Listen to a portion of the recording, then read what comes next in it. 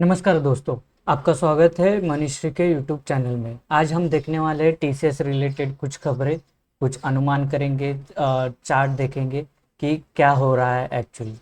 तो स्टार्ट करते हैं। रिसेंट जो न्यूज़ आई थी कि टीसीएस में 12,261 लोगों को निकाला जाएगा, जो अप्रोक्सीमेटली 2% है ग्लोबल स्टाफ के हिसाब से। एज ऑफ नाउ 30 जून को देखेंगे तो 6,13,069 पीपल है काम कर रहे हैं वहाँ पे। और 5,000 लोग नए ऐड हुए हैं अप्रैल जून के क्वार्टर में। तो अगर ये 12,261 लोगों को देखेंगे, जो 2% है, वो अच्छा खासा नंबर है। और ये चल रहा है कि जो एआई ये ऐड हो रहा है या फिर फ्यूचर रेडी ऑर्गेनाइजेशन के हिसाब से उन लोग प्लान कर रहे हैं रिस्ट्रक्चर करने के लिए। न्यू टेक के एरिया है, न्यू मार्केट में उन लोग प्लान कर रहे हैं, तो उसके लिए उन लोग कॉस्ट कटिंग देख रहे हैं।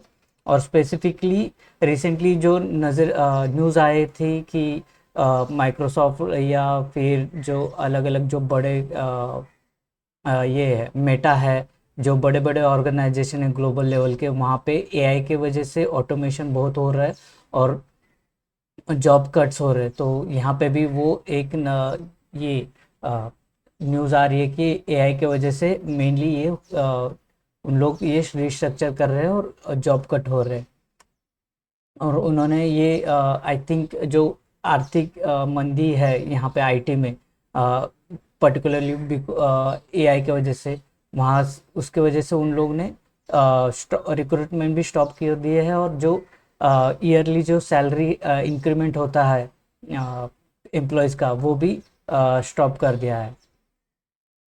लेकिन इसके वजह से आउटरीच बहुत हुआ है सोशल मीडिया पे। और आईटी मिनिस्ट्री ने यहाँ पे इंटरवीन करते हुए क्लोजली मॉनिटरिंग बोला है कि मतलब हम लोग ध्यान रखे हुए हैं कि क्या चल रहा है टीसीएस में, और ये मूव है वो इलीगल है। तो देखते हैं कि आगे जाके इसके रिलेटेड क्या होता है। उन लोग आगे जाके ये फैसला कायम रखते हैं या डिसीजन कायम रखते हैं या फिर कुछ चेंजेस लाते हैं, उस पर ध्यान रखना ज़रूरी होगा। और एक्चुअली जो रिसेंटली जो एफटीआई ट्रेड डील हुई थी भी यूके और इंडिया के बीच में, तो उसके वजह से एक्चुअली टीसीएस को फ़ायदा ही होने वाला था। और क्योंकि ऑपरेशन को जो कॉस्ट होने वाला था वो कम होने वाला था। एक्चुअली उसमें जो एम्प्लॉय जो इंडियन एम्प्लॉयज़ जो है वो अगर यूके बेस्ड एम्प्लॉयज़ के यहाँ पे काम करने के लिए जाते हैं, तो वहाँ पे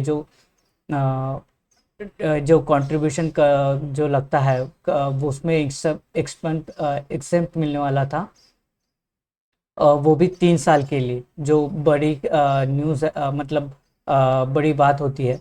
और कॉस्ट सेविंग के लिए ओवरऑल इसके एफटीए ट्रेड की वजह से फ़ायदा होने वाला था, पर्टिकुलरली आईटी इंडस्ट्रीज़ के लिए, not for only TCS but for all IT industries from India. लेकिन जो न्यूज़ आई है यूएस के तरफ से 25% टैरिफ, डायरेक्ट जो इम्पैक्ट नहीं होगा, लेकिन जो यूएस क्लाइंट जो स्पेंडिंग है वो कम हो जाएंगे या फिर डिलेड हो जाएंगे। इमीडिएट स्टॉक मूवमेंट जो है वो फेल हो गया है। इसके वजह से ओवरऑल अगर मार्केट पड़ता है तो कौन सा भी सेक्टर ये उस पर बाजू नहीं रहता, वो सेक्टर पर भी ये इम्पैक्ट होता है। वही हम लोग देख रहे हैं। और शायद आज के ओवरऑल जो ट्रेडिंग होगा और शेयर मार्केट होगा, उस पर उसका बुरा असर हो सकता है। तो ध्यान रखना होगा।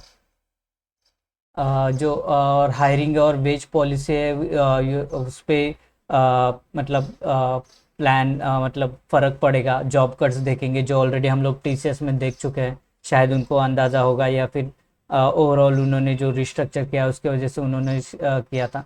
और ये जो है ये सिर्फ मतलब टीसीएस के लिए नहीं है, ये बाकी के आईटी जो कंपनी है शायद उन लोग भी यही प्लान करेंगे, लेकिन उन लोग शायद डायरेक्ट अनाउंसमेंट नहीं करेंगे, क्योंकि जो टीसीएस के लिए जो उन्होंने आउटरीच देखा है उसके वजह से।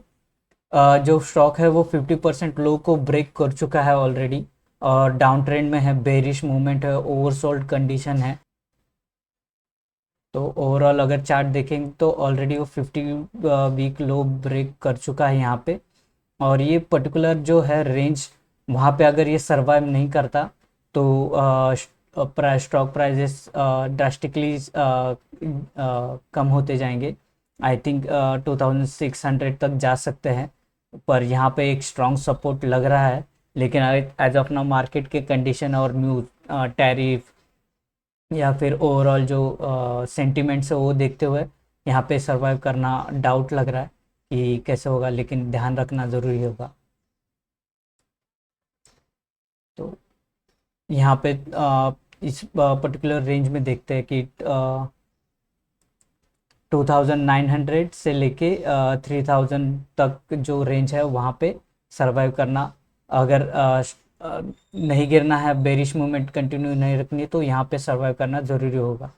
तो देखना ज़रूरी होगा कि ऑफिशियल स्टेटमेंट कुछ आएगा या टीसीएस से नहीं, या फिर जो खबरी है बाज़ार में जो चल रहा है कि मतलब आधे टाइम कौन फेक न्यूज़ आ रहा है या फिर एक्चुअल क्या हो रहा है कंपनी की तरफ से ऑफिशियल, वो नहीं, अगर वो नहीं पता चलता तो ये शायद सेंटिमेंट ऐसे निगेटिव चलते रहेंगे।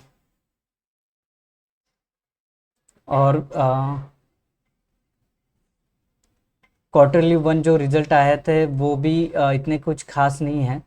यहाँ पे हम देख सकते हैं कि आउट परफॉर्म किया है प्रॉफिट एक्सपेक्टेशन को, लेकिन वीकनेस है, ग्रोथ कम हो चुकी है, ऑर्डर क्लोज हो रहे हैं, हेडविट cross characters, new deal conversation are sluggish.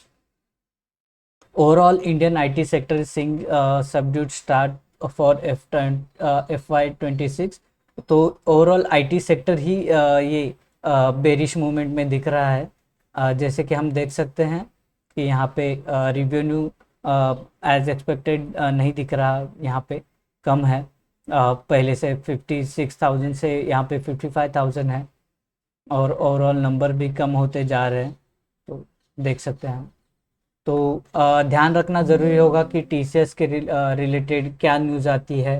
अगर आपके पास स्टॉक है इसका, तो ध्यान लगा के रखे, स्टॉप लॉस जो सिलेक्ट किया है उस पर फिक्स रहिए, क्योंकि कुछ भी हो सकता है। ओवरऑल जो सेंटिमेंट्स है काफ़ी निगेटिव है और डाउन ट्रेंड में चल रहा है मार्केट, तो ध्यान रखिए।